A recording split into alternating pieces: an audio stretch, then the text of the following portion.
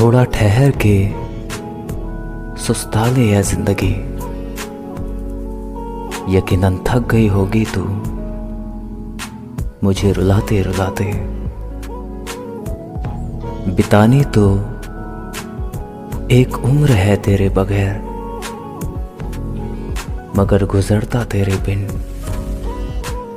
एक लम्हा तक नहीं। अब टूट गया दिल तो बवाल क्या करे, खुद ही किया था पसंद तो अब सवाल क्या करें।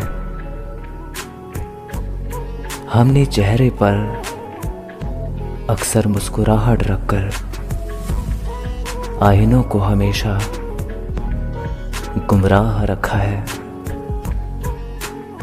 नियति के खेल भी देखो कितने निराले हैं, किसी पाँव में जूते तो किसी पाँव में छाले हैं। दोस्ती है, इश्क है या कुछ और, मुझे ये तो पता नहीं, पर जो तुमसे है वो किसी और से नहीं। लिखना तो था कि बहुत खुश है तेरे बगैर,